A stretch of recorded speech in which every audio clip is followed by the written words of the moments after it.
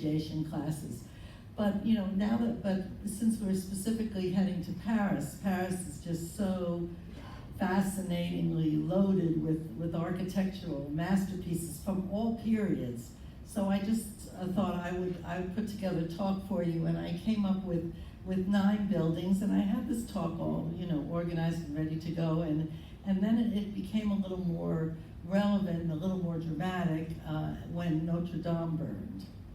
And I will be talking about that, and I'll just show you some slides of that. But that was, I think, did you see that on TV when and it just was, it was so awful and sad, and that I think it really brought home to me, and I hope to all of you, how really, really important, made buildings like this. They're not just stone, but they have a spirit, and they have a life, and they are connected with the whole city's history for so long, and the world, and it's not just Parisians, but throughout the whole world. So,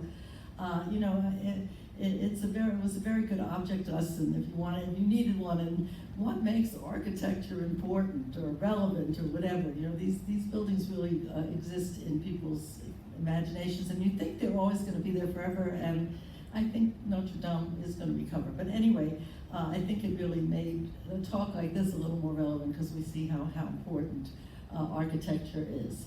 So the other thing, so it's 9 buildings, they're from 9 different periods, and as we go through these, I'm going to be talking a little bit about just things to pay attention to when you're sightseeing, when you are confronting a major building, and it's something even if you've seen it before, something you've waited your whole life to see. There's some things I think you can look for, and just try and give you some helpful pointers in terms of analyzing architecture and remembering what you're seeing in that way.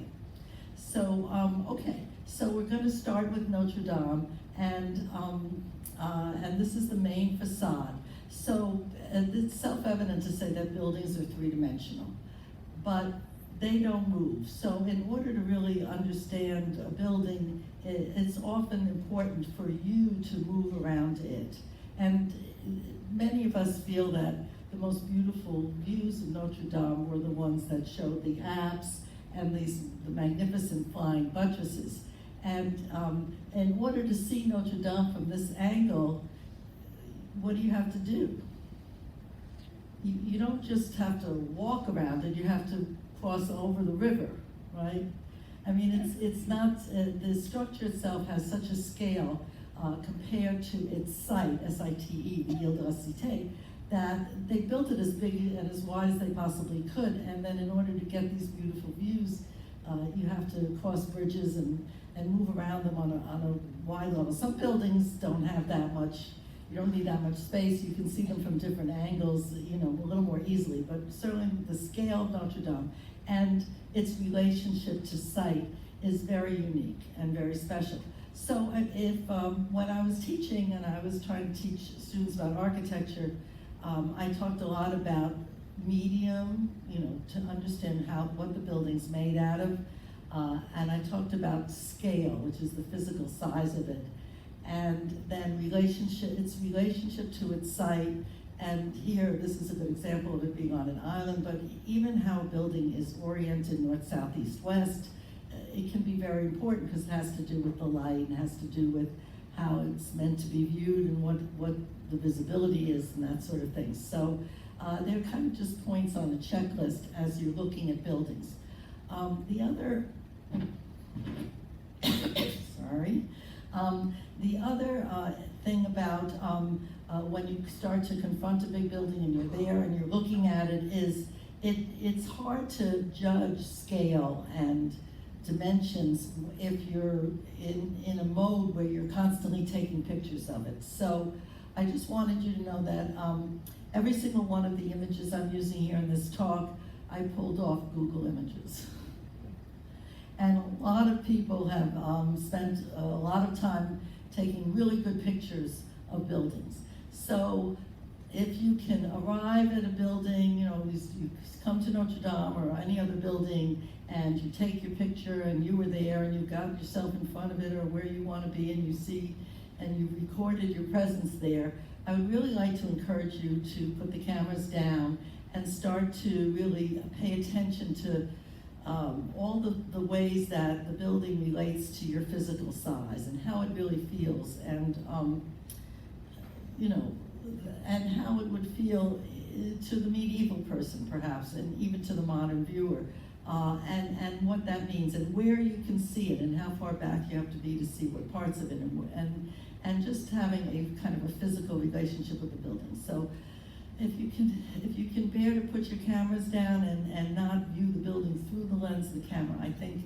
you walk away with a clearer sense of the experience of being in the building and how it connects to you. So, and you know, there just are lots of good pictures, you know, not the one with you in front of it, no, but you know, just in general, in a sense of recording the building. Well, here's our beautiful Notre Dame, which is held up for so many hundreds and hundreds of years, and this is the way it looked pre-fire. And I found this picture online, and it just, considering the fire, it just broke my heart, because look how beautiful it is. And it's got these new bells that were installed in the bell tower, and just the pride of the building, and the pristine, you know, cleanliness of the stone, and you know, displaying these bells. And they said they're saving the bells towers, and I hope some of these bells survived. But oh, it broke my heart, you know, to see them there. So I wanted to show it to you. So okay, so you've got the medium, which is stone predominantly, and then that was also confusing to me, because I was watching it burn, and I said to my husband, I said, it's stone. It's mostly stone, you know, it shouldn't be burning in that manner. But then we found out that yes, there was quite a bit of wood in there, and I'll show you some pictures of that. But the other thing, but once you kind of have that sense of relationship to site and scale and medium, you've got two parts of a building. You've got the elevation, the main parts of the building that come up above the ground. And to pay attention to the elevation is really, I think it really helps organize your understanding of how Notre Dame works. And just about any other structure. You know, how is it divided? Is it divided into horizontal layers? Well, we know that Notre Dame has a nave that goes up through these levels up all the way to the rib vaults. We know about that. And then this is the nave arcade elevation wall. And it's one of the things that I always found interesting is that the bay that's closest to the crossing, and I'll show you the floor plan in a minute, looks different than the next bay, right? Do you see how it's different? There's a lot more wall here.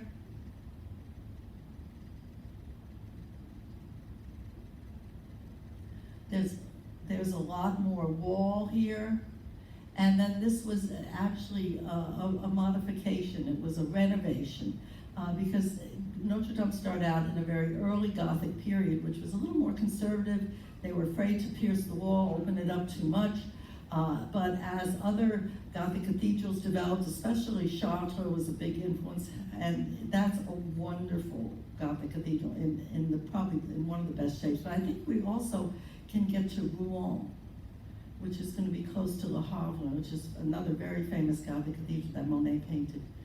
But as they developed through the High Gothic and later Gothic periods, the wall opened up more and more, and that's kind of the way you teach Gothic